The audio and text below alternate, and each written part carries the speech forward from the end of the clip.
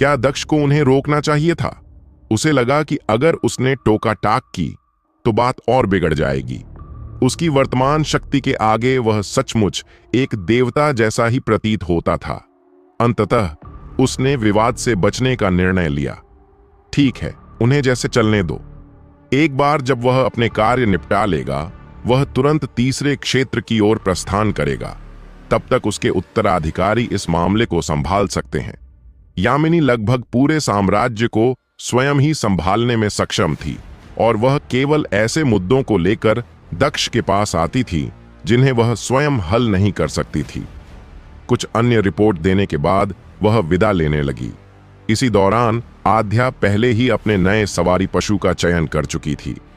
दक्ष यह देखकर हैरान था कि उसके लिए सब कुछ कितना सहजता से हो रहा था, जबकि उसे पीक जीन फ्रैगमेंट्स को अधिकतम करने में बहुत लंबा समय लग गया था। इसके बाद दक्ष ने टीम जेनिथ, आध्या और अन्य लोगों को भ्रमात्मक तकनीकों से बचने की ट्रेनिंग देना शुरू किया। वह उनके लिए डरावने स्वप्न बनाता और फिर उन्हें एक निर्धारित समय के बाद उनमें से जागृत करता। इस प्रक्रिया को वह बार बार दोहराता जब तक कि उनमें मानसिक प्रतिरोध न विकसित हो जाए, ठीक वैसे जैसे जहर के छोटे छोटे डोज देकर जहर की सहनशीलता बढ़ाई जाती है।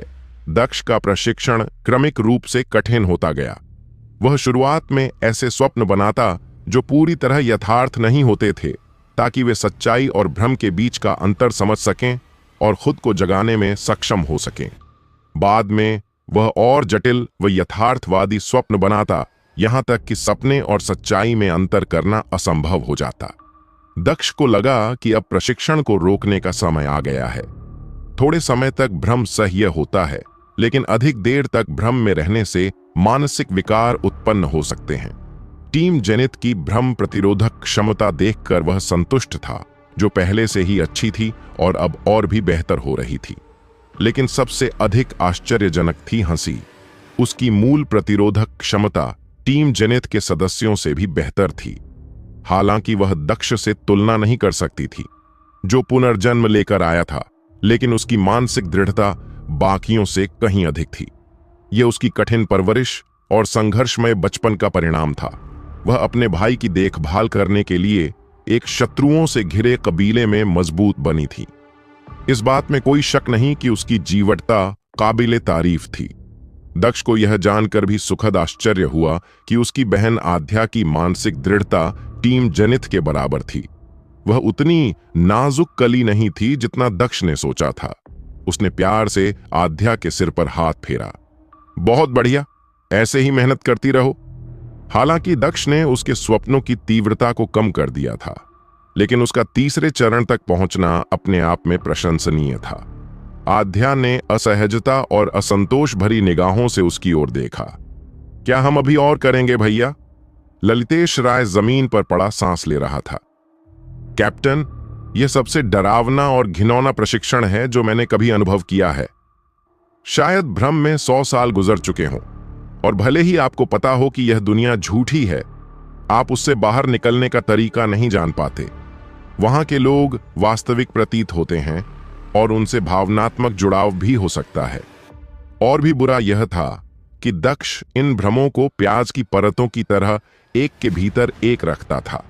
पहले भ्रम से निकलने पर आप दूसरे में पहुंचते और वहां से तीसरे में। विशाल के माथे पर पसीने की बूंदें चमक रही थीं। मैंने तो भ्रम में खुद को मार डाला, लेकिन पाया कि मैं एक और भ्रम में हूं। अगर दक्ष तय समय पर उन्हें भ्रम से बाहर न निकालता, तो शायद विशाल वास्तविकता से भ्रम में फर्क ही नहीं कर पाता। हर परत पिछले से ज्यादा यथार्थ लगती थी और उन्हें अलग करना लगभग असंभव होता। पहली परत साफ तौर पर सपना होती, दूसरी परत यथार्थ लगती, लेकिन उसमें असंभव घटनाएं होती। तीसरी परत तो लगभग वास्तविक दुनिया की नकल होती। आमतौर पर पहली परत सुखद स्वप्न, दूसरी दुःस्वप्न और तीसरी यथार्थ जैसी दुःस्वप्न होती। ठीक वैसे ही जैसे अर्चित राय जिस भ्रम में फंसा था। कभी कभी दक्ष परतों का क्रम उल्टा कर देता। पहली परत दुःस्वप्न, दूसरी सुखद और तीसरी यथार्थ दुःस्वप्न। यदि आप भ्रम और यथार्थ में फर्क नहीं कर पाते तो आप अपने ही मन में फंस सकते हैं। फरहान ने विशाल की ओर आंखें घुमाई। तुम 3 परतों की शिकायत कर रहे हो, मैं तो चौथी में हूं, अभी तो लंबा रास्ता बाकी है। विशाल कांप गया। 4 परतें? कैप्टन, आपने कुल कितनी परतों वाले भ्रम बनाए हैं? दक्ष ने शांत स्वर में उत्तर दिया। परतों की संख्या मायने नहीं रखती। भ्रम भ्रम ही होता है। जब तक तुम सच्चाई को पहचान सकते हो, जब तक तुम्हारी इच्छा शक्ति मजबूत है, तुम 99 परतों तक के भ्रम को भी तोड़ सकते हो। 99 परतें? नहीं, ये नहीं हो सकता। विशाल जमीन पर गिरा और मजाक में मुंह से झाग निकालने का अभिनय करने लगा। उसके बगल में हंसी सच में उल्टी करने लगी। उसका चेहरा सफेद पड़ गया था। सौम्या ने उसके पीठ पर हाथ फेरा और उसका सहारा दिया। उसे सामान्य होने में काफी समय लगा, लेकिन उसका चेहरा लगातार फीका बना रहा। तुमने ऐसा क्या देख लिया जिससे तुम्हारी ये हालत हो गई? हंसी का पूरा शरीर कांप उठा, मानो वह उस अनुभव को कभी दोबारा याद नहीं करना चाहती हो। फरहान ने सुझाव दिया, शायद तुम्हें अपने अनुभव के बारे में बात करनी चाहिए। इससे तुम्हें दोबारा उसी परिस्थिति से निकलने का तरीका समझने में मदद मिल सकती है। हंसी अब भी एक घायल चूहे की तरह कांप रही थी। उसने अपना सिर उठाकर दक्ष की ओर देखा और विनती की, गुरुजी, क्या मुझे यह सब और सहना पड़ेगा? दक्ष ने गंभीरता से उत्तर दिया, तुम्हें क्या लगता है, जब तुम्हारा भाई दूसरे क्षेत्र में जाएगा तो उसे भी यही प्रशिक्षण झेलना होगा? फरहान ने अपना अनुभव साझा करना शुरू किया। चौथी परत में मेरी जिंदगी बहुत सुखद थी। मैंने अपनी सारी पुरानी यादें खो दी थीं और एक शांतिपूर्ण युग में जी रहा था। विश्व महासंघ की सभी जातियां आपस में शांतिपूर्वक रहती थीं। डायमेंशनल क्षेत्र कभी अस्तित्व में ही नहीं आया और जेनेटिक एवोल्यूशन जैसी कोई चीज नहीं थी। मैं एक आम इंसान था जिसने विश्वविद्यालय में पढ़ाई की, शादी की और फिर परिवार बसाया। हंसी ने धीमे स्वर में कहा, शुरुआत में तो ऐसा ही था। मैंने चौथी परत में कई बार सुखद सपने और दुःस्वप्न दोनों देखे हैं। एक बार मैं एक युद्ध हथियार बन गई थी जिसे अनगिनत दुश्मनों को मारने के लिए प्रयोग किया गया। जब युद्ध समाप्त हुआ और मैं घर लौटी, तब तक मेरे माता पिता और भाई को विरोधी बलों ने मार दिया था और उनके सड़े गले शव मुझे पार्सल में भेज दिए गए। सभी की रीढ़ में सिहरन दौड़ गई। हंसी ने अपने सामने हाथ फैलाए। क्या तुम कल्पना कर सकते हो कि ऐसा बद्धा पार्सल पाना कैसा लगता है जिसमें तुम्हारे परिवार के अंतिम अवशेष हों? यह बहुत क्रूर था, लेकिन वे सभी शिकारी थे जो जीवन और मृत्यु के किनारे पर रहते थे। वे जेनेटिक लाइफ फॉर्म्स का शिकार करते थे, रोज हत्या करते थे। उनके लिए जीवन और मृत्यु की सीमाएं धुंधली पड़ट चुकी थीं। हंसी ने कांपते हुए आगे कहा, बस इतना ही नहीं, जब मैं एक युद्ध में हारी तो मुझे दुश्मनों ने गुलाम बना लिया और कुत्ते की तरह पाला। सबसे बुरा यह था कि जिसने मुझे गुलाम बनाया वह हूबहू मुसी कबीले के मेरे पुराने शत्रु जैसा दिखता था। अब जब मैं वास्तविकता में वापस आई हूं तो मुझे उल्टी आ जाती है जब याद करती हूं कि कैसे मैंने उसके सामने दुम हिलाई और उसके पैर चाटे। टीम जेनिथ के सदस्य एक साथ घृणा से भर गए। आध्या ने भौहें सिकोड़ते हुए कहा, भैया, क्या तुम्हें नहीं लगता कि यह सब बहुत ज्यादा हो गया है? दक्ष ने सिर हिलाया। तुम्हें इन मानसिक आघातों को पार करना सीखना होगा। यही इस प्रशिक्षण का उद्देश्य है। मैं इन भ्रमों की सामग्री नियंत्रित नहीं कर सकता। यह सब तुम्हारे अपने मन से आता है। तुम जिससे जितना अधिक डरते हो, वह भ्रम उतना ही उसे दोहराने की कोशिश करेगा। मुझे पता है यह कठिन है, लेकिन अगर कभी तुम्हारा सामना किसी ऐसे शत्रु से हो जो इन तकनीकों में निपुण हो, तो मैं नहीं चाहता कि तुम सब भी अर्चित राय की तरह किसी मानसिक संस्थान में पहुंच जाओ। समझे? सभी कांप उठे। उन्होंने अर्चित राय के साथ जो हुआ था वह देखा था। विश्व महासंघ के पूर्व प्राधिकारी को एक मानसिक संस्थान भेज दिया गया था और उसकी प्रतिष्ठा पूरी तरह नष्ट हो गई थी। वे पहले समझते थे कि दक्ष ने उस पर कुछ किया है, लेकिन अब उन्हें पता चला कि यह सब दक्ष के भ्रमों का असर था, जो इतने शक्तिशाली थे कि अर्चित राय भी उनसे नहीं बच सका। आध्या अपने भाई के पास भागती हुई आई। मुझे ट्रेनिंग करनी है, मुझे ट्रेनिंग करनी है। मैं नहीं चाहती कि मैं अजनबियों के सामने नंगी होकर नाचूं। वास्तव में उन्होंने देखा था कि भ्रम में फंसने से क्या असर हो सकता है, इसलिए शिकारियों ने अपने मन को मजबूत किया और इस कठिन प्रशिक्षण से गुजरने को तैयार हो गए। सौम्या ने गंभीरता से कहा, एक नया राउंड शुरू कीजिए। मैं तैयार हूं। दक्ष ने सिर हिलाया। तुम सब अभी अभी भ्रम से बाहर आए हो। अगर मैं तुम्हें अभी वापस भेज दूं तो तुम्हारी मानसिक स्थिति बिगड़ सकती है, और मैं तुम्हें तोड़ना नहीं चाहता बल्कि तुम्हें मजबूत बनाना चाहता हूं। हमारे पास अभी बहुत समय है, तो चलो एक सैर पर चलते हैं। सौम्या ने पूछा, क्या इस ट्रेनिंग को आधे में रोकना ठीक होगा? चिंता मत करो, आगे तुम्हारे लिए बहुत सारी ट्रेनिंग बाकी है। एक निरंतर चक्र होगा, combat practice, mental resilience training और ब्रेक्स का। हम तुरंत निकलेंगे। आध्या को किसी और बात की चिंता थी। भैया, हम अब कहां जा रहे हैं? मैं तुम्हें खेत दिखाऊंगा जो मैंने तैयार किया है। जब मैं तीसरे क्षेत्र में चला जाऊंगा तब तुम सब उसकी देखरेख करोगे। दक्ष ने अपने हाथों से हवा को चीरते हुए एक द्वार सा बनाया और सभी को समुद्र तट पर पहुंचा दिया। समुद्र का पानी क्रिस्टल जैसा नीला था और उसकी सतह असामान्य रूप से शांत थी। हवा की हल्की फुहारें पानी की सतह को हिला देती थीं, जिससे वह हजारों टुकड़ों में बंट जाती थी। सूरज की रोशनी पानी पर सुनहरा प्रतिबिंब डाल रही थी। आकाश पूरी तरह नीला था, जिसमें केवल कुछ सफेद बादल तैर रहे थे। आसपास देखते हुए आध्या चिल्लाई, ये तो समुंदर है। दक्ष ने पीछे फटे हुए स्थान को ठीक कर दिया। आकाश का नीला और समुद्र का नीला इस तरह मिल गए थे कि क्षितिज दिख ही नहीं रहा था। सौम्या ने पूछा, दक्ष, हम समुद्र क्यों आए हैं? आध्या पहले ही अपने जूते उतार चुकी थी और नंगे पांव रेत पर दौड़ रही थी। लहरें उसके पैरों से टकरा रही थीं। वह पीछे मुड़कर चिल्लाई, और क्यों? मजे करने के लिए, जाहिर है। उसका चेहरा खुशी से चमक रहा था, जैसे कोई फूल खिल उठा हो। उसकी पोशाक हवा में लहराई। उसकी चमकदार आंखें धूप में किसी रत्न से भी अधिक चमक रही थीं। वह अपने सुनहरे अतीत में लौट आई हो, जबकि दक्ष उसे दूर से शांत भाव से देख रहा था। उसकी मुस्कान एक पिता जैसी थी। उसे ही केवल याद था कि यह पहली बार था जब आध्या अपने पैरों पर समुद्र के किनारे चल रही थी। जब आध्या को पानी की ठंडी धार महसूस हुई तो वह कांपी और हंस दी। दक्ष ने कहा, आराम करना एक उद्देश्य था, लेकिन दूसरा यह है। उससे पहले कि वह पूरा कर पाता, एक भयानक गर्जना हुई। जहां समुद्र और आकाश मिलते थे, वहां एक काली रेखा दिखाई दी। जेनेटिक लाइफ फॉर्म्स की एक विशाल भीड़ समुद्र को उथल पुथल करती हुई उनकी ओर बढ़ रही थी। लहरें गरजते हुए किनारे की ओर भागने लगीं, जैसे कोई आंधी आ गई हो, जैसे हजारों घोड़े दौड़ रहे हों। शांत समुद्र अचानक उग्र हो गया। टीम जेनिथ के सदस्य एकत्र हो गए और चौकन्ने हो गए। कोई भी जीवन रूप कमजोर नहीं था। वे सभी पीक ग्रेड थे। उन्होंने सहज रूप से आध्या को चारों ओर से घेर लिया। टीम जेनिथ के किसी भी सदस्य ने घबराहट नहीं दिखाई। उन्हें पता था कि वे अपनी रक्षा कर सकते हैं, और उनके साथ दक्ष भी था। सौम्या ने भौहें सिकोड़ते हुए कहा, ये जीवन रूप यहां कैसे आ गए, और वो भी इतने सारे?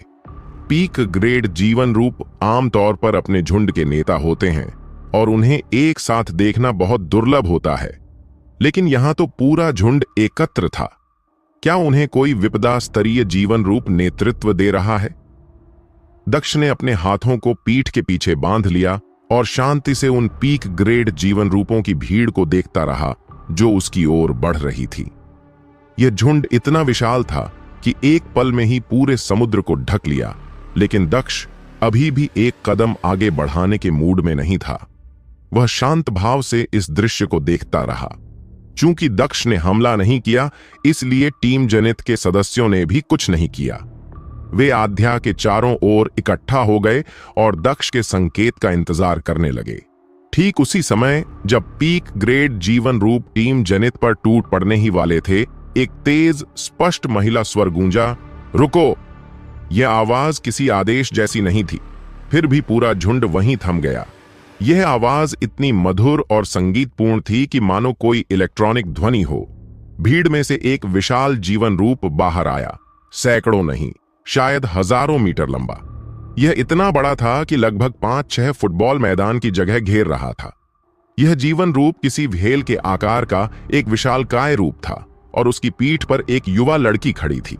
व्हेल की तुलना में वह बेहद छोटी थी, लेकिन उसकी उपस्थिति को नजरअंदाज करना असंभव था। मिस्टर! लड़की उस विशाल जीवन रूप से कूदकर दक्ष की ओर लपकी और बाहें फैलाकर उसकी ओर गिरने लगी। सूरज की रोशनी उसकी चमकदार त्वचा और इंद्रधनुषी बालों और आंखों पर पड़ रही थी। वह सचमुच अद्भुत लग रही थी। लहरें किनारे से टकराईं और वापस समुद्र की ओर लौट गईं।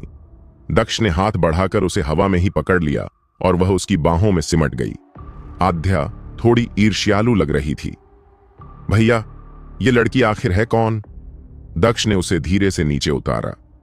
ये मेरी समुद्री जनरल है, झिलमिल। सौम्या पास आई। कैप्टन, मुझे नहीं पता था कि लिमिट साम्राज्य की कोई नौसेना भी है। दक्ष ने कंधे उचका दिए। मैंने इसे गुप्त रूप से बनाया। सिद्धांत रूप में यह समुद्री आक्रमण से बचाव के लिए है, लेकिन व्यवहार में ये मेरे फार्म में मवेशी को चारा खिलाते हैं। ये खाना है? सौम्या ने चौंक कर पूछा।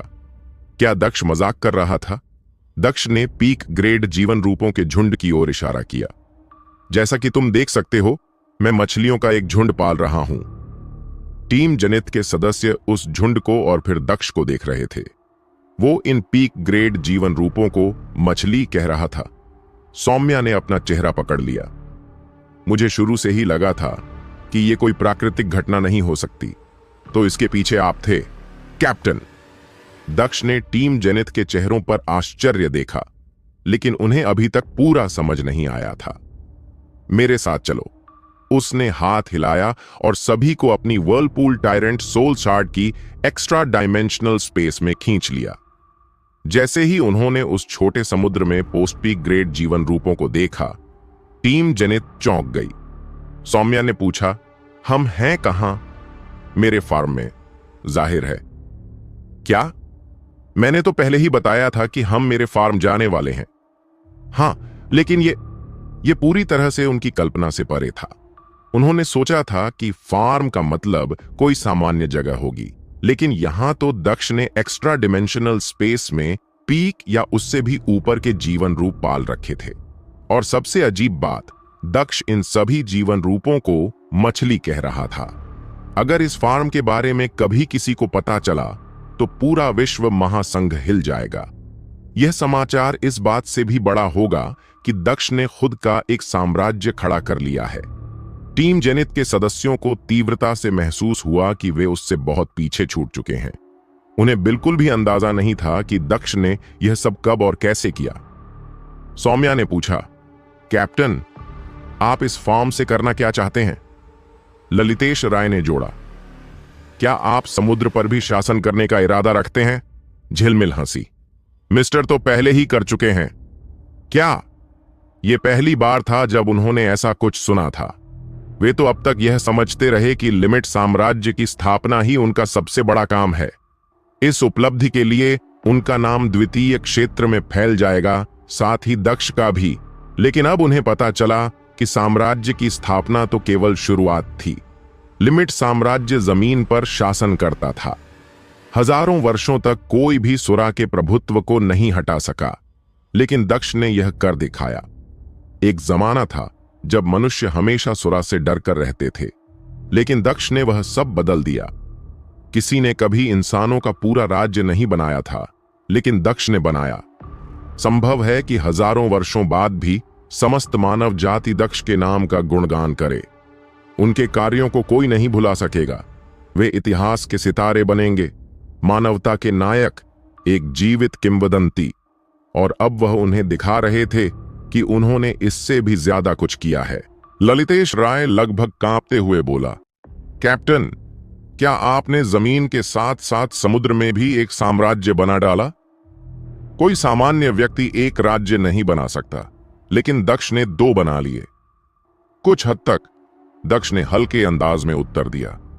टीम जेनिथ के सदस्यों को पहले से ही जवाब का अंदाजा था, लेकिन जब दक्ष ने पुष्टि की तो वे फिर भी चौंक गए।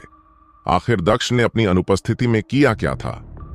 मैं तो बस एक फार्म शुरू करना चाहता था, लेकिन यह खुद ब खुद इतना बड़ा होता गया, उन्होंने झुंझला कर कहा।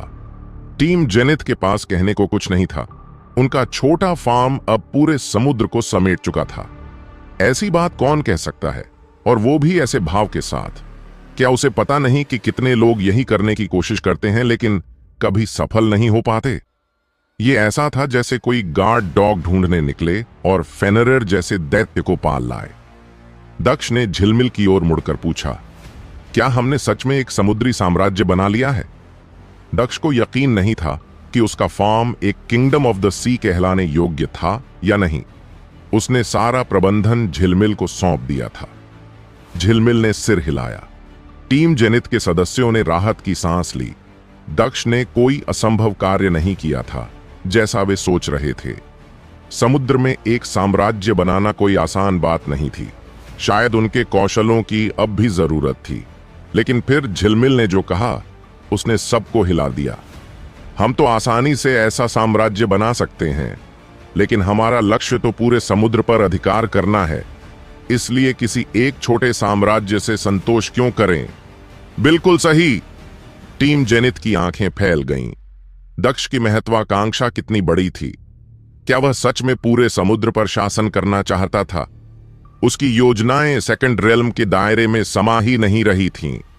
और अगर सी किंगडम बनाना इतना नगण्य है, तो फिर लिमिट साम्राज्य के लिए उन्होंने इतनी मेहनत क्यों की? वे सालों से इसी कार्य में लगे थे। मानव जाति को सुरा के अत्याचार से मुक्त करना, सुरा का अंत करना और रेल्म की सबसे शक्तिशाली ताकत बनना। लेकिन दक्ष के लिए यह मानो कुछ भी नहीं था। दक्ष ने झिलमिल से पूछा, अब तक की प्रगति कैसी रही? बहुत अच्छी।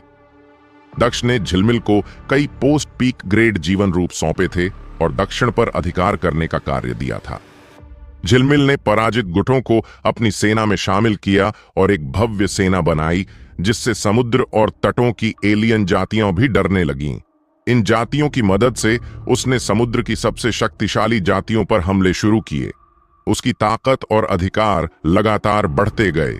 जब कभी वह अकेले नहीं संभाल पाती, तभी वह दक्ष को बुलाती। अचानक ही झिलमिल को एक नया खिताब मिल गया, 7 समुद्रों की रानी। लेकिन केवल वह जानती थी कि उसकी सारी शक्ति दक्ष से आई है। वह तो सिर्फ उसके फार्म के विस्तार में मदद कर रही थी। ललितेश राय ने पूछा, कैप्टन, क्या आप अब आसमान में भी साम्राज्य बनाने वाले हैं? दक्ष ने सिर हिलाया। नहीं, उसका कोई मतलब नहीं। मैंने नौसैनिक बल सिर्फ इसीलिए बनाए ताकि मुझे पीक और डिजास्टर जीन फ्रैगमेंट्स आसानी से मिल सकें। आकाश में साम्राज्य बनाने की कोई आवश्यकता नहीं थी, भले ही वह ऐसा कर सकता था। जैसे ही वह तीसरे रेल्म में जाएगा, यह सब व्यर्थ हो जाएगा। वह जो चाहता था वो यह था कि मानवता अपनी शक्ति से आगे बढ़े। दूसरे रेल्म का सम्राट बनना उसकी ताकत में था, लेकिन वह वहां नहीं रुकता। दक्ष हमेशा ऊंचे और दूर लक्ष्य तय करता था, कभी भी उपलब्धियों से संतुष्ट नहीं होता। अब जब यह रेल्म उसके लिए चुनौती नहीं रहा, उसका उद्देश्य था मानवता के लिए एक स्थायी आधार बनाना। मैंने यह फार्म अपने लिए बनाया था, लेकिन अब इसे आप सबको सौंप रहा हूं। टीम जेनिथ और आध्या स्तब्ध रह गए। इस फार्म में बहुत सारे पोस्ट पीक ग्रेड जीवन रूप हैं, और यदि तुम इन्हें सही से इस्तेमाल करो तो डिजास्टर ग्रेड जीवन रूप भी जन्म दे सकते हो। डिजास्टर ग्रेड जीवन रूप। हरि ने अभी तक दुनिया के सामने इन जीवन रूपों के अस्तित्व को घोषित नहीं किया था। वह इस जानकारी का उपयोग विश्व महासंघ का अध्यक्ष बनने के लिए करना चाहता था। वह इन जीवन रूपों के लिए विशेष हंटिंग टीम बनाना चाहता था, लेकिन ये पहले रेल्म में मौजूद ही नहीं थे। दक्ष की मुठभेड़ बस एक संयोग थी। दूसरे रेल्म में कुछ रेयर नेचुरल डिजास्टर ग्रेड जीवन रूप थे, लेकिन अब वह रेल्म लगभग दक्ष का हो गया था। हंटिंग टीम बनाना उसके अनुमति के बिना संभव नहीं था। अगर हरि अपनी पद और प्रसिद्धि का उपयोग करके ऐसा करने की कोशिश करता, तो यह उसकी सीमा से बाहर हो जाता, चाहे दक्ष को फर्क न पड़े। दक्ष ने सबको डिजास्टर ग्रेड जीवन रूपों के बारे में विस्तार से बताया। टीम जेनिथ को थोड़ा बहुत पहले से पता था, लेकिन आध्या और हंसी के लिए यह पहली बार था। तो ये पीक ग्रेड के बाद की शक्ति है। क्या ब्लैक स्टील सेटलमेंट को किसी डिजास्टर ग्रेड जीवन रूप ने नष्ट किया था? तो क्या डिजास्टर जीन फ्रैगमेंट्स भी होते हैं? अगर वे जेनेटिक जीवन रूप हैं तो फ्रैगमेंट्स तो जरूर होंगे। दक्ष चुपचाप उनकी बातें सुनता रहा। आखिरकार ललितेश राय से रहा नहीं गया। कैप्टन, पीक और डिजास्टर ग्रेड के बीच कितनी शक्ति का अंतर होता है? विशाल ने ताना मारा। क्या यह पूछने लायक सवाल है? म्यूटेटेड और पीक ग्रेड का जो अंतर है वैसा ही होगा। दक्ष ने सिर हिलाया। सही तुलना तो रेगुलर और पीक ग्रेड के बीच की होगी। सभी की आंखें खुली की खुली रह गईं। डिसास्टर ग्रेड जीवन रूप उनकी कल्पना से कहीं अधिक शक्तिशाली थे। दक्ष ने आगे कहा, डिजास्टर ग्रेड जीवन रूप को मारना बेहद मुश्किल होता है, पर उनकी समस्या सिर्फ ताकत नहीं है। सच कहूं तो तुम सब मिलकर भी शायद उन्हें न मार सको। तुम अभी भी कमजोर हो। टीम जेनिथ के सदस्य सहमत हुए। वे समझ गए कि वे पीछे हैं। आम शिकारी के लिए वे शक्तिशाली हो सकते हैं, लेकिन दक्ष से तुलना नहीं थी। दक्ष ने समझाया, इन जीवन रूपों की सबसे बड़ी चुनौती यह है कि इनके शरीर क्रिस्टलाइज्ड हो चुके होते हैं।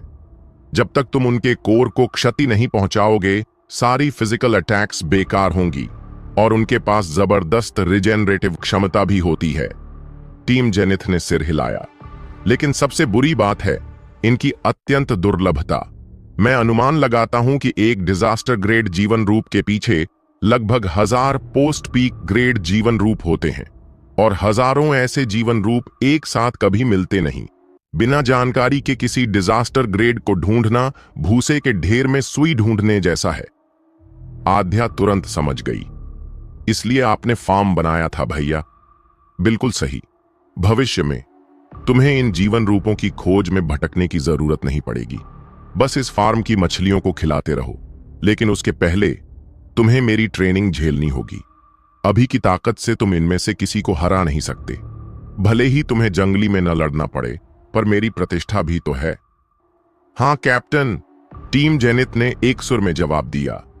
दक्ष ने यह सब उनके लिए किया था। अब उन्हें पूरा समर्पण दिखाना होगा। ट्रेनिंग से ही सही चुकता किया जा सकता है। जब दक्ष टीम जेनिथ के सदस्यों को प्रशिक्षण दे रहा था, उसी समय हरि ने विश्व महासंघ के लिए एक नई समिति का गठन पूरा कर लिया था।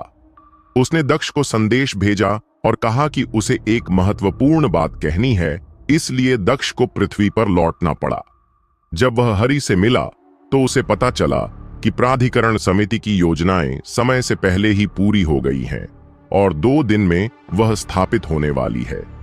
हरि ने उसे इसलिए बुलाया था ताकि यह पूछ सके कि क्या वह खुद भी एक प्राधिकारी बनना चाहता है। क्या तुमने निर्णय ले लिया है? दक्ष ने उत्तर दिया कि वह यह पद स्वीकार करने के लिए तैयार है, लेकिन वह अक्सर बैठकों में भाग नहीं ले पाएगा। अगर यह बात कोई और कहता तो हरि उसका तमाचा मार देता। स्वयं अध्यक्ष होकर किसी को पद सौंप रहा था और वह कह रहा है कि वह अपनी जिम्मेदारी निभाएगा ही नहीं। अगर तुम्हारी जिद है तो ठीक है, लेकिन दक्ष के सामने हरि गुस्सा नहीं कर सका। उसने बिना किसी आपत्ति के स्वीकार कर लिया। इस स्थिति में मैं खुशी से यह प्रस्ताव स्वीकार करता हूं। हरि ने आगे कहा, अगर तुम खुद उपस्थित नहीं हो सकते तो अपने लिए एक अच्छा प्रतिनिधि ढूंढना सुनिश्चित करना। कोई समस्या नहीं। जब समिति की स्थापना होगी मैं जरूर उपस्थित रहूंगा। इस समय तक दक्ष शिकारी मंचों पर सबसे लोकप्रिय शिकारी बन चुका था। उसका नाम लगातार चर्चा में रहता। वह बहुत कुछ कर चुका था और बहुत सी घटनाओं का कारण बन चुका था। हर 2 दिन में उसके बारे में कोई न कोई खबर जरूर आती। दूसरे रेल्म में 2 महीने पृथ्वी पर सिर्फ 6 दिन के बराबर थे।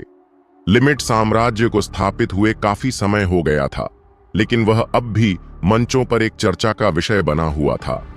अब तक ज्यादातर शिकारी उसका समर्थन कर रहे थे।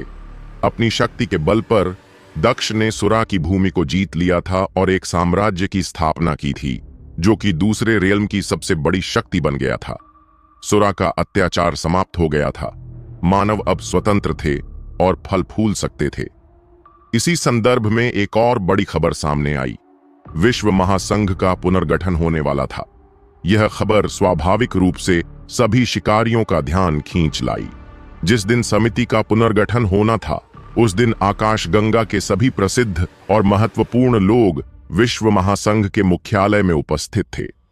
कुछ महीनों तक बिखराव के कारण वह मुख्यालय वीरान रहा था, लेकिन हरि द्वारा समिति के पुनर्गठन के बाद वह फिर से केंद्र बिंदु बन गया। विभिन्न कबीलों के प्रतिनिधि मुख्यालय में उमड़ पड़े। यह पहली बार था जब दक्ष स्वयं वहां उपस्थित था। एक विशाल ऑडिटोरियम के केंद्र में एक गोल मेज रखी थी जिसमें 20 सीटें थीं। पूरा हॉल भरा हुआ था।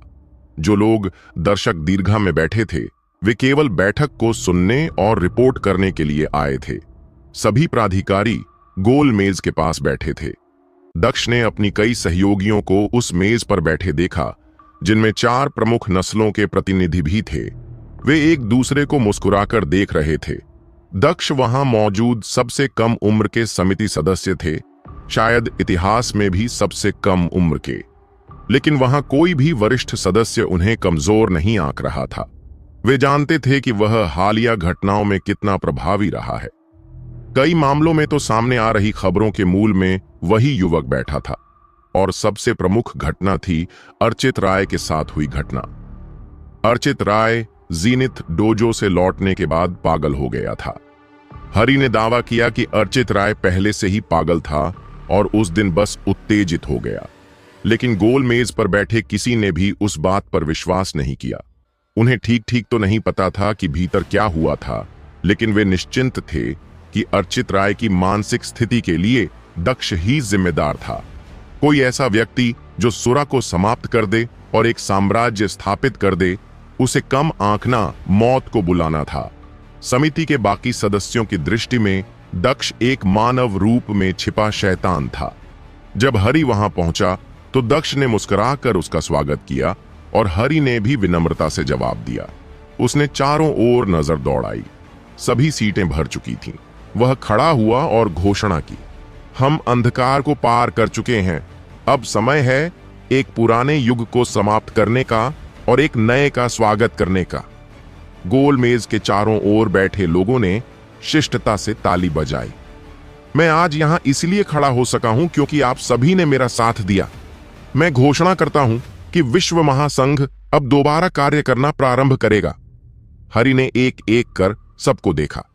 समिति के सभी सदस्य उसी ने चुने थे, वे सभी जो बिखराव के समय उसके साथ खड़े रहे थे। सबसे पहले एक महत्वपूर्ण सूचना। हर कोई हरि की ओर देखने लगा, जो एक रिपोर्ट पलट रहा था।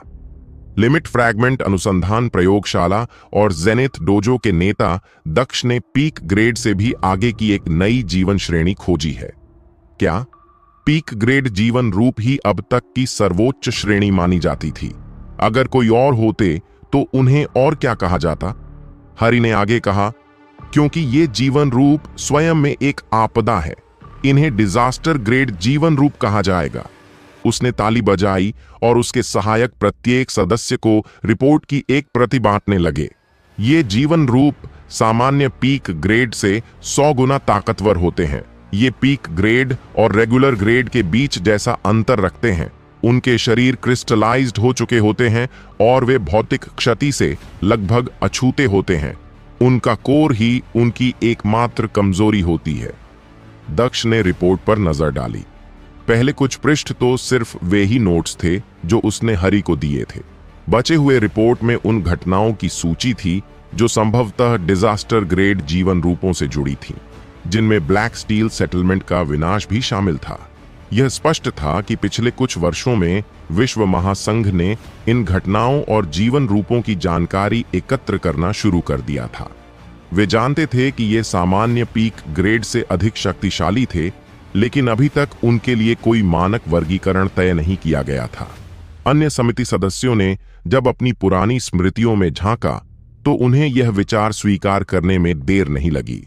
एक सदस्य ने प्रस्ताव रखा, अगर डिजास्टर ग्रेड जीवन रूप हैं तो क्या डिजास्टर जीन फ्रैगमेंट्स भी होंगे?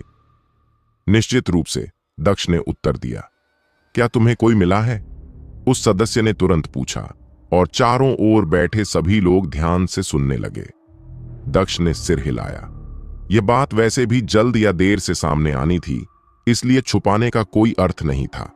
सभी थोड़े चकित हुए, लेकिन इससे यह भी स्पष्ट हुआ कि दक्ष सुरा के खिलाफ युद्ध में इतनी असामान्य शक्ति कैसे प्राप्त कर पाया था। शायद उसे इन फ्रैगमेंट्स का बहुत पहले से पता था और उसने पहले ही इन्हें प्राप्त करना शुरू कर दिया था। इनके प्रभाव पीक जीन फ्रैगमेंट्स की तुलना में कैसे हैं? तुलना करना ही गलत होगा, दक्ष ने कहा। सिर्फ एक disaster gene fragment 100 peak fragments से भी अधिक शक्तिशाली है। सभी चुप थे। एक disaster gene fragment 100 peak gene fragments के बराबर? यह जानकारी तेजी से पूरी मिल्की वे में फैल गई, जिससे ऐसे डिजास्टर ग्रेड लाइफ फॉर्म्स की भारी खोज शुरू हो गई। दुर्भाग्यवश ऐसे जीवन रूप इतने दुर्लभ थे कि पहले रेल्म में तो लगभग न के बराबर थे। वह रेल्म इतना कमजोर था कि वहां ऐसे जीवन रूप संभव ही नहीं थे। दक्ष का सामना उनसे सिर्फ एक संयोग था। हालांकि दूसरे रेल्म में शिकारी ज्यादा सफल रहे। मिलकर काम करते हुए उन्होंने कुछ ऐसे जीवन रूप पहचान लिए जिससे दक्ष भी प्रभावित हुए बिना नहीं रह सके। जैसे ही बैठक खत्म हुई, दक्ष जेनिथ डोजो लौट आए। अब तक के अनुभव से वह जानते थे कि पोस्ट पीक ग्रेड और डिजास्टर ग्रेड जीवन रूपों में भ्रम हो सकता है। अरे देखो, किसी ने ऐसे जीवन रूपों की जानकारी पर इनाम रखा है और हरि भी वही कर रहा है, और मैं पक्का हूं कि वे जल्द ही उनका शिकार करने की कोशिश करेंगे। पर कितने लोग इसकी वजह से मरेंगे? पिछले जीवन में जब ऐसे जीवन रूपों का अस्तित्व सामने आया था तो बहुत सारे उत्साही शिकारी, जिन्होंने अपनी सीमाओं को नहीं पहचाना था, मारे गए थे। लिमिट ब्रेकिंग पोशंस अब भले ही उपलब्ध थे, लेकिन डिजास्टर ग्रेड लाइफ फॉर्म्स अब भी आम शिकारी के लिए बहुत अधिक शक्तिशाली थे। सिर्फ वही लोग जो उनका सामना कर चुके थे उनकी ताकत को समझते थे। संयोगिता कॉफी का कप लेकर दक्ष के ऑफिस आई। कल की बैठक कैसी रही? दक्ष ने दोनों हाथ सिर के पीछे रखे और कुर्सी पर पीछे झुक गए। बहुत बोरिंग थी। डिजास्टर ग्रेड लाइफ फॉर्म्स के खुलासे के बाद शेष बैठक विभिन्न सोलर सिस्टम्स में उठ रही समस्याओं के इर्द गिर्द घूमती रही। सदस्यों ने तो मुझे एक अवार्ड देने के लिए भी वोट किया। अवार्ड? दूसरे रेल्म में एक साम्राज्य खड़ा करने और मिल्की वे के शिकारियों को विकास की स्थिर नींव देने के लिए मुझे एक भारी योगदानकर्ता माना गया, लेकिन मैंने अवार्ड ठुकरा दिया। संयोगिता चकित रह गईं। क्यों? क्या अवार्ड बुरा है? दक्ष ने सिर हिलाया। इसके साथ यह उम्मीद जुड़ी होती कि मैं आगे भी ऐसा ही कुछ करूं। अगर मैं इसे स्वीकार कर लूं तो मुझे ऐसी जिम्मेदारियां मिलेंगी जो मैं नहीं चाहता। दक्ष को अपनी आजादी अधिक प्रिय थी। संयोगिता ने सिर हिलाया, फिर पूछा, क्या हमें खुद के लिए ऐसे डिजास्टर ग्रेड लाइफ फॉर्म्स का शिकार करने वाली एक टीम बनानी चाहिए? क्या डोजो के शिकारी इसमें रुचि रखते हैं? अनेक गुटों ने सहयोग के लिए हमसे संपर्क किया है और कई लोग हमें मैन पावर और रिसोर्सेज देने को तैयार हैं। उनकी शर्तें बहुत उदार हैं। पहले रियल्म के बहुत सारे शिकारी अब हमारे सेटलमेंट में शामिल हो चुके हैं और हंटिंग टीम्स जेनिथ डोजो से आए लोगों को प्राथमिकता देती हैं। दक्ष मुस्कुराए। उन्हें हमारे शिकारी नहीं, हमारी जानकारी चाहिए। अब तक केवल दक्ष ही ऐसे जीवन रूपों का शिकार करने का अनुभव रखते थे और बाकी गुटों को लगता था कि उन्होंने डोजो के सदस्यों को कुछ ऐसा बताया है जो सार्वजनिक नहीं किया गया। हालांकि दक्ष ने लगभग सारी जानकारी हरि को साझा कर दी थी।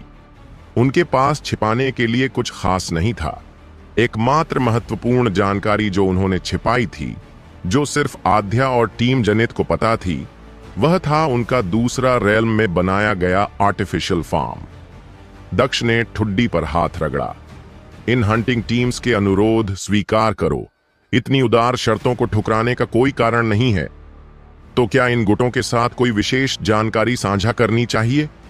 सैद्धांतिक रूप से मैंने सब कुछ बता दिया है। दक्ष कुछ देर सोचते रहे। उनकी सफलता की वजह उनकी जबरदस्त ताकत थी, जो आम लोगों के लिए उपयोगी नहीं थी। सबसे जरूरी बात यह है कि हर डिजास्टर ग्रेड लाइफ फॉर्म की विशेषताएं अलग होती हैं। अगर उनकी एट्रीब्यूट्स को पहचाना जाए और उनकी वीकनेसेस खोजी जाए तो उनका शिकार काफी सुरक्षित हो सकता है। संयोगिता ने सिर हिलाया। तो हम ये जानकारी उन शिकारियों को देंगे जिनसे हम सहयोग करेंगे। दूसरा बिंदु यह है कि वे अपनी ताकत को चरम तक पहुंचाए बिना इन जीवन रूपों का शिकार करने की कोशिश न करें। संयोगिता फिर सिर हिलाया। मैं इन दोनों बातों को हमारे सहयोगियों को जरूर बताऊंगी। अच्छा, अब मैं फिर दूसरे रेल्म लौट रहा हूं। दक्ष ने कॉफी का कप खाली किया और टेलीपोर्टेशन अरे की ओर बढ़े। जब वे दूसरे रेल्म लौटे तो उन्होंने देखा कि टीम जेनिथ के सदस्य कठिन प्रशिक्षण में जुटे थे। समय सपने सा बीत रहा था। नारा लगाते हुए फरहान ने भाले के साथ आगे छलांग मारी। हवा और तूफान से प्रेरित उसका भाला बेहद वेग से आगे बढ़ा। उसके पीछे बिजली की गड़गड़ाहट और आंधी की आवाज गूंज उठी। उसने 1 दर्जन आफ्टर इमेजेस छोड़े जो दक्ष के शरीर को घेरने लगे। अच्छा है, बहुत अच्छा, दक्ष ने सराहना की, लेकिन वे अपनी जगह से हिले भी नहीं। धातु की टकराहट गूंजी। फरहान ने घातक गति और सटीकता से भाला चलाया, लेकिन दक्ष अपने हाथ की लापरवाह सी लगती घुमावदार गति से उसके हर वार को रोक रहे थे। चाहे फरहान कुछ भी करता, उसका भाले का सिरा दक्ष से इंच भर दूर ही रुक जाता। पर फरहान ने हार नहीं मानी। उसके हमले तेज होते गए और दक्ष के आसपास आंधी और तूफान का जोर बढ़ता गया। हेवेंस जजमेंट, टाइगर्स हाउल, ड्रैगन्स बेलो। फरहान के भाले में हवा के ड्रैगन और तूफानी बाघ की छवि उभर आई। हवा और तूफान एकत्रित हो भाले की नोक पर एक भयावह शक्ति पैदा करने लगे जो जैसे अंतरिक्ष को चीर सकती थी। बहुत बढ़िया, अब तुम ताकत और लचीलापन दोनों का संतुलन समझते हो, तो अब मैं तुम्हें कुछ नया दिखाता हूं। यह पहली बार था जब फरहान ने दक्ष को इस मुकाबले में चलते हुए देखा। उन्होंने धीरे से हाथ बढ़ाया। गति इतनी धीमी मानो कोई घोंघा हो, लेकिन उनकी तकनीक फरहान की हेवेंस जजमेंट से भी तेज लगी। फरहान के माथे पर पसीना छलक आया। टीम जेनिथ में उसकी गति सबसे तेज थी, लेकिन वह दक्ष की गति से मेल नहीं खा सका। एक हल्के झटके से दक्ष ने भाले के चारों ओर की हवा और बिजली को तितर-बितर कर दिया और भाले को हवा में उड़ाकर जमीन में गाड़ दिया। फरहान खुद भी उड़ गया। जब उसे होश आया, वह जमीन पर अपने भाले के पास गिरा पड़ा था। सब कुछ इतनी तेजी से हुआ कि उसे विश्वास ही नहीं हुआ। क्या तुमने कुछ महसूस किया? फरहान घायल नहीं था। वह उछलकर खड़ा हुआ और दक्ष को झुककर प्रणाम किया। धन्यवाद कप्तान, क्या यह समय से जुड़ा हुआ है? बिल्कुल, दक्ष ने मुस्कुराते हुए सिर हिलाया। उन्होंने मोनार्क ऑफ स्टार्स की 12 स्टीलें को गहराई से समझा था और अब अपनी व्यक्तिगत ताकत के दम पर समय की धारा को बाधित कर सकते थे। अब कोई भी स्पेस या टाइम का नियम उन्हें बांध नहीं सकता था। फरहान ने भाला दक्ष की ओर ताना। अब मेरी अंतिम चाल। कप्तान, मैं आ रहा हूं। दक्ष ने हाथ हिलाया। अपना हमला शुरू करो, शैडो एंड लाइट। फरहान की आकृति धुंधली होकर 100 क्लोन्स में बदल गई। भाले के वार चारों ओर से दक्ष की ओर बढ़े। तुम पहले से भी तेज हो, दक्ष ने सराहा। फिर भी वे अपनी जगह से नहीं हिले। भाले के वार दक्ष को चीरते हुए निकले, लेकिन वह तो एक इल्यूजन था जो बोलता रहा। तुमने 12 स्थैले से मिली तकनीक पर बहुत अच्छी प्रगति की है। फरहान के माथे से पसीना बहने लगा। उसकी कमीज भीग गई थी। वह पूरी ताकत से इस तकनीक को यथासंभव लंबे समय तक बनाए रखने की कोशिश कर रहा था, लेकिन व्यर्थ। वह दक्ष की पोशाक का एक किनारा तक नहीं छू सका। फरहान का भाला समय और अंतरिक्ष को भेदता गया, लेकिन दक्ष का शरीर साकार नहीं हुआ। Born of lightning, swallowed by the wind, Farhan ने चिल्लाया। उसका भाला हवा में आधा चांद खींचता हुआ बढ़ा। चारों ओर टाइम ऑरा से घिरा। लाइट और शैडो उसकी नोक पर चमक रहे थे, ठीक वैसे जैसे फरहान की तकनीकों के मूल तत्व बिजली और तूफान। भाले ने अचानक स्पेस को चीर दिया, जिससे एक रिफ्ट उत्पन्न हुई और आसपास का वातावरण धूसर हो गया। हर गति टाइम में स्थिर हो गई। केवल एक रंग और एक गति बची, फरहान का भाला। लेकिन वह भी केवल इंचों में आगे बढ़ रहा था, मानो घोंघे की रफ्तार से दक्ष की ओर। जैसे ही भाला दक्ष के सिर के पास पहुंचा, दक्ष ने एक स्नॉट किया और वह धूसर जमी हुई दुनिया चकनाचूर हो गई। भाला हवा में उड़ता हुआ जमीन पर जा गिरा, जैसे फरहान भी। जब उसे होश आया, वह जमीन पर अपने भाले के बगल में पड़ा था। यह अभी क्या हुआ? दक्ष ने हाथ पीठ के पीछे बांधे और फिर पूछा, क्या समझ में आया? फरहान बैठ गया। हां, आया। कप्तान, आप शुरू से ही मुझसे आगे थे। हम एक ही टाइमलाइन में नहीं थे। इस वजह से चाहे मैं जितना भी तेज था, जितने भी वार करता, वो सब सिर्फ आपकी आफ्टर इमेज पर ही होते। दक्ष मुड़े। और तुम सबका क्या ख्याल है? विशाल ने दोनों हाथ मुंह पर रखे ताकि वह हंसी रोक सके। वहीं आध्या ने गंभीरता से कहा, तो ये था, अगर कोई किसी और टाइमलाइन में चला जाए तो वे अलग अलग डायमेंशंस के वस्तुओं की तरह हो जाते हैं, न टकरा सकते हैं, न छू सकते हैं। विशाल पेट पकड़कर हंसा। अब मैं नहीं रोक सकता। नहीं भाई, ये पूरा टाइम वाला तामझाम बस दिखावा है। सच में क्या गलत था? आध्या ने पूछा। विशाल मुस्कुराया। दक्ष ने तो बस वाटर एट्यून्ड जेनेटिक एनर्जी से अपनी एक इल्यूजन बना ली थी और फरहान के सारे वार उसी पर हुए। जाहिर है उन्हें दक्ष को चोट नहीं पहुंची। सच में? फरहान और आध्या दोनों चकित रह गए। दक्ष ने भी मुस्कुराते हुए सिर हिलाया। विशाल ने यह इसलिए देखा क्योंकि वह भी वाटर एट्यून्ड था। भले ही दक्ष की इल्यूजन कुशलता से बनाई गई थी, विशाल ने उसमें छिपे संकेतों को पकड़ लिया था। दक्ष ने आगे कहा, मैं तुम्हें यह सिखाना चाहता हूं कि चाहे तुम्हारे पास कितनी भी बड़ी शक्ति क्यों ना हो, डिटेल्स पर ध्यान देना जरूरी है। तुम ये समझ सकते थे कि मैं इल्यूजन का प्रयोग कर रहा हूं, लेकिन तुम सब मेरी गति और चाल में फंस गए। नतीजा ये कि फरहान, तुम्हारे वार कितने भी तेज और ताकतवर हों, वे कभी भी मुझे चोट नहीं पहुंचा सकते थे। यह कब हुआ? फरहान चौंक गया। उसे विश्वास ही नहीं हो रहा था कि वह पूरी लड़ाई में एक इल्यूजन से लड़ रहा था। उसने तो सोचा था कि कोई दैवीय टेम्परल पावर थी, पर निकला एक छोटा सा भ्रम। शुरू से ही मेरी इल्यूजन पहले से ही 1-2 इंच अलग थी और तुमने लड़ाई की तीव्रता में उस अंतर को नोटिस नहीं किया। दूसरे दौर तक तो मैं इल्यूजन से 1 मीटर दूर हो गया था। तुम पागल हो? फरहान चीखा। शुरू से इतने सारे ब्लोज का आदान प्रदान हो चुका था, फिर भी दक्ष खुद को बचाते हुए इतनी डिटेल्ड इल्यूजन बना सके, ये कल्पना से परे था। दक्ष ने कंधे उचकाए। कभी कभी एक छोटी सी ट्रिक ही जीत दिला सकती है। सुनिश्चित करो कि तुम अपने प्रतिद्वंद्वी की चाल में न फंसो। तुमने सोचा मैं तुम पर सिर्फ बड़ी तकनीकों का प्रयोग करूंगा, लेकिन कभी कभी छोटी चालें ही सबसे काम आती हैं। फरहान बड़बड़ाया। तुम इसे छोटी चाल कहते हो? दुनिया में शायद ही कोई ऐसा होता जो इतनी हाई इंटेंसिटी कॉम्बैट में ये कर पाता। दक्ष ने पूछा, क्या तुम और देखना चाहोगे? फरहान डरते हुए पीछे हटा और सिर हिलाया। नहीं कप्तान, आप मेरे जैसे के लिए बहुत ताकतवर हैं। क्या हुआ, अब नहीं लड़ सकते? तुम्हारे पास स्टैमिना नहीं बची? अब समय था कि दक्ष देखे कि टीम जेनिथ के अन्य सदस्य कैसे कर रहे थे। रुकिए, रुकिए कप्तान, मैं हार मानता हूं, मैं सरेंडर करता हूं। सिर्फ मेरी ही तरफ मत देखिए, दूसरों की भी तो देखिए। फरहान दौड़कर विशाल और बाकी टीम जेनिथ के सदस्यों के पीछे छिप गया। दक्ष ने लंबी सांस ली। तुम्हारी हेवंस जजमेंट इस रेल्म में अपनी पूरी ताकत पर है, लेकिन तुम्हारे वार अभी भी कुछ ज्यादा कठोर हैं। मैं सलाह दूंगा कि इसकी स्पीड बढ़ाओ। तुम टाइम की जो इंट्यूशन हासिल कर चुके हो, उसका उपयोग करके इसे अगले स्तर पर ले जा सकते हो। धन्यवाद कप्तान। फरहान ने झुककर प्रणाम किया।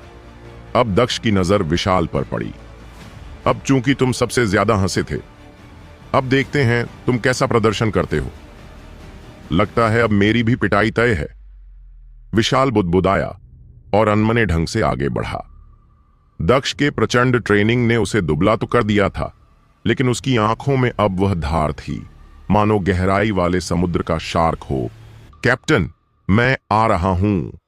विशाल ने अपनी महान तलवार निकाली। उसके चारों ओर से सफेद धुंध फूट पड़ी और पूरे क्षेत्र को ढक लिया। दक्ष ने सिर हिलाया। तुम पहले से तेज हो गए हो और जल संरेखित आनुवंशिक ऊर्जा पर तुम्हारा नियंत्रण काफी दक्ष है।